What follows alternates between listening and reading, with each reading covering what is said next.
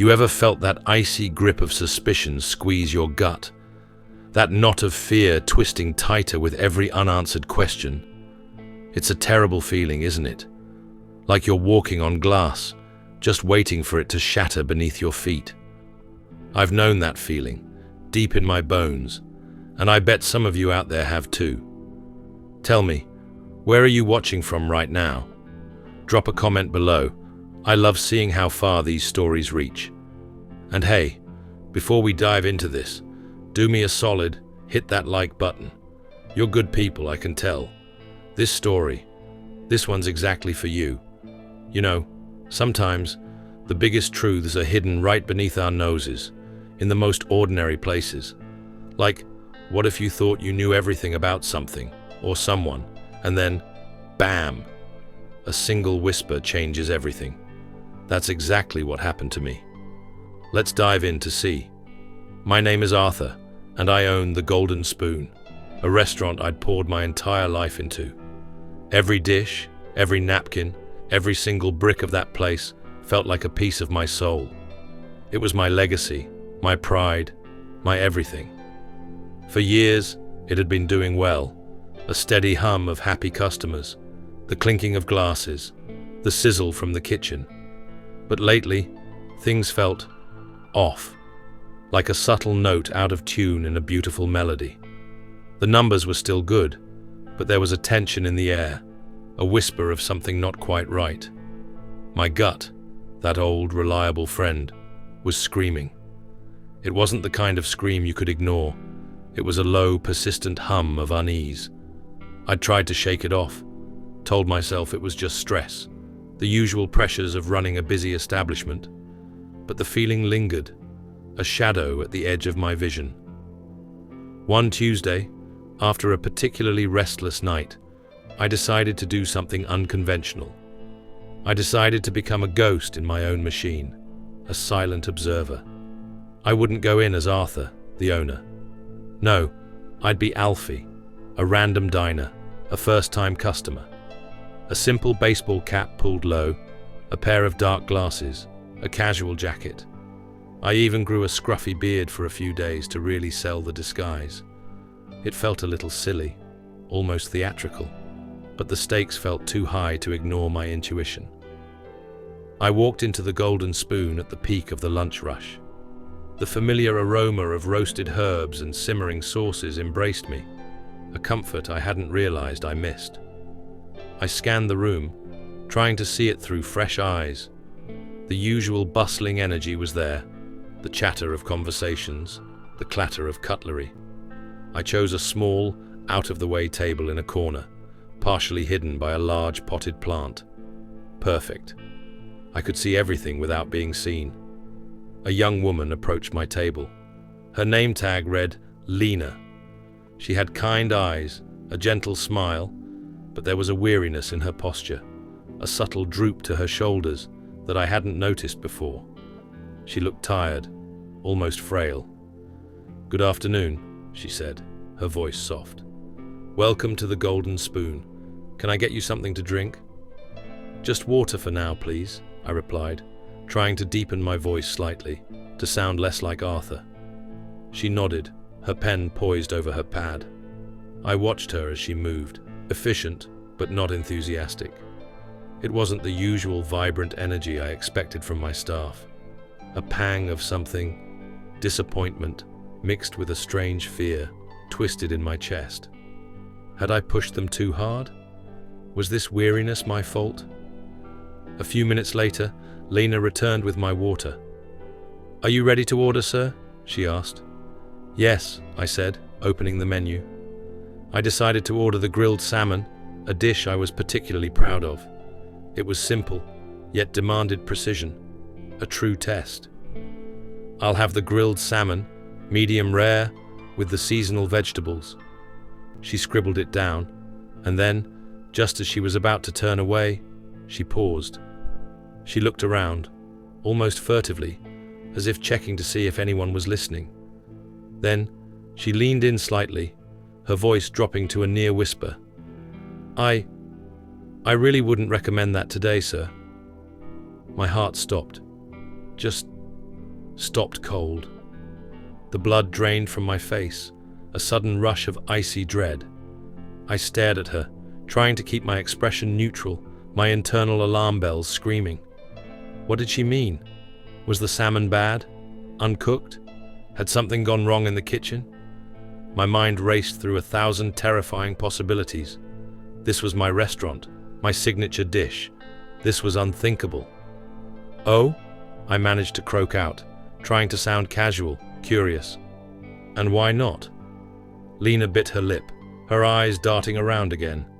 She looked genuinely distressed, a flicker of fear in her kind eyes. The delivery for that particular fish was a bit late this morning," she whispered, her voice barely audible over the restaurant's hum. And the Chef Dalton, he was saying it wasn't ideal. He said he had to make do with what we had. Chef Dalton, my head chef, a man I'd trusted implicitly for years. Make do with fresh fish? This was completely against everything I stood for. Quality, freshness, always. My blood ran cold, a wave of nausea washing over me. This wasn't just about a bad dish. This was about the integrity of my restaurant, the very soul of the Golden Spoon. A terrifying suspicion began to solidify in my mind. This wasn't just a one-off mistake. This was something more. "I see," I said, trying to steady my voice. "What would you recommend then?" Lena seemed to relax a fraction, as if relieved I hadn't pressed her further about the salmon. "The roasted chicken is always excellent," she offered, her voice a little stronger. "It's fresh today, and Chef Dalton always does a superb job with it." I ordered the chicken, my mind reeling. I thanked her, and she hurried off to the kitchen. I watched her go, a million thoughts swirling in my head. Why would Chef Dalton, a man who prided himself on perfection, serve something not ideal? And why was Lena, a waitress, risking her job to warn a customer? There was a story here, a painful one, and I had a feeling I was about to uncover it.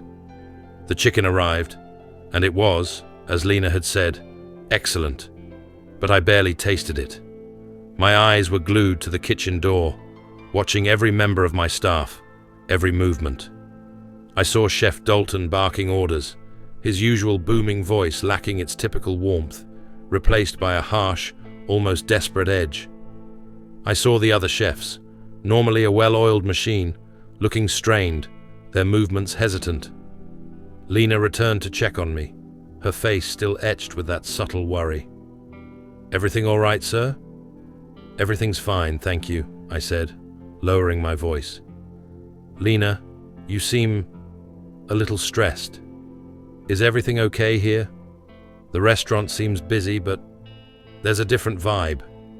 Her shoulders slumped. She looked away, her gaze fixed on a distant wall. It's just been hard lately," she murmured, almost to herself. "Long hours, short staff, and the quality of some of the ingredients. It's not what it used to be. It makes it difficult to give the customers the best experience when you know you're not truly serving them the best."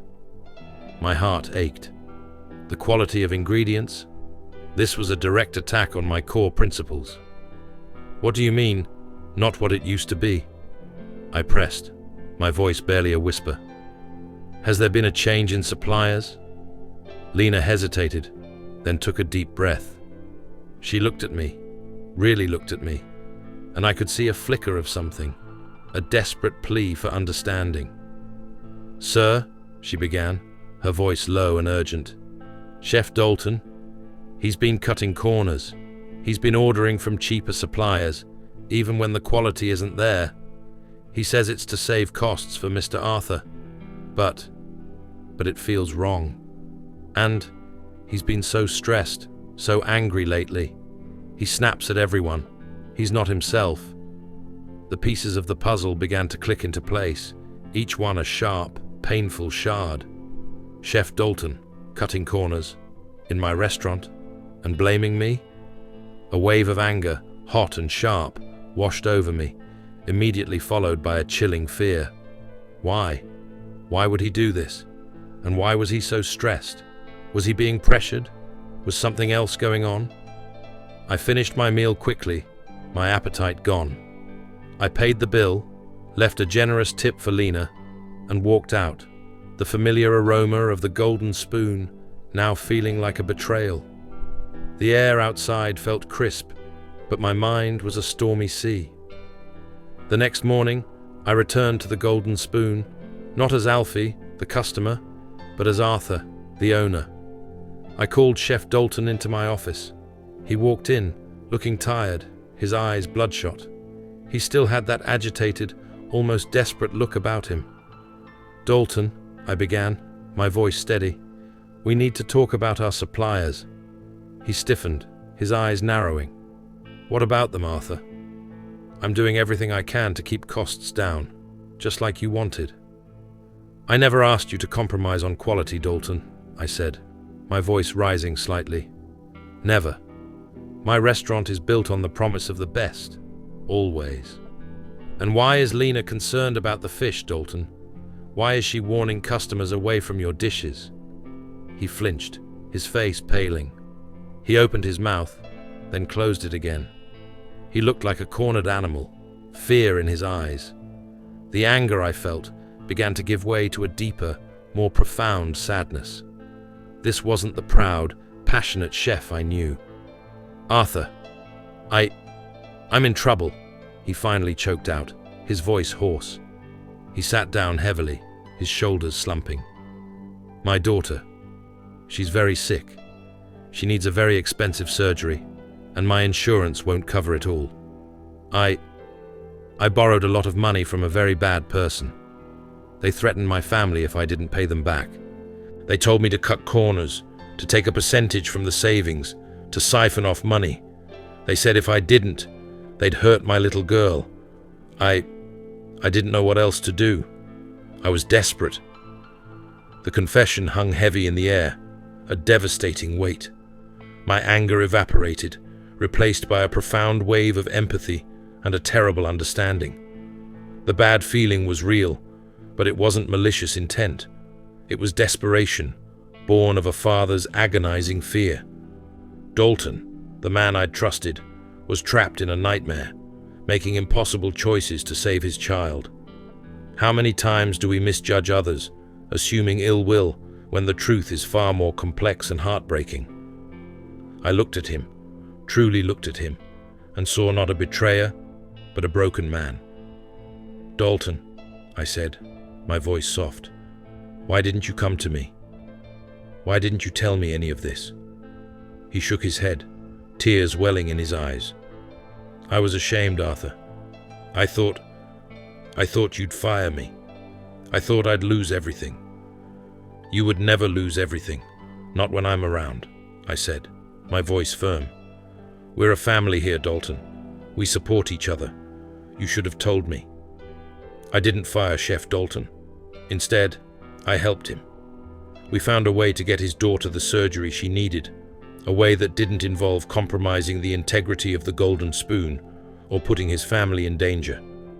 We worked out a payment plan for his debts, and I even lent him some money, no strings attached. It was a risk, a big one, but looking at his tear-streaked face, seeing the pure relief flood his eyes, I knew it was the right decision. Lena, too, was relieved when she saw the changes. The ingredients started to be top-notch again, and the atmosphere in the kitchen slowly but surely began to return to its usual lively hum. She thanked me for listening to her, for making things right. Her smile, once weary, now sparkled with genuine joy. The Golden Spoon, my beloved restaurant, not only survived, but thrived. It became a symbol of resilience, of second chances, of the power of empathy and honest communication.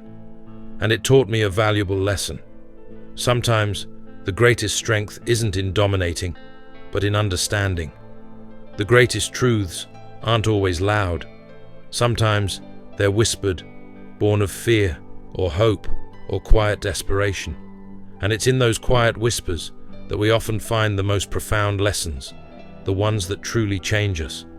So, if you ever feel that knot of suspicion, That flicker of fear, don't just ignore it. Look closer, listen harder, because what you might uncover isn't just a problem, but an opportunity for compassion, for understanding, and for genuine connection. What do you think about Lena's courage to expose the truth? Share your thoughts below.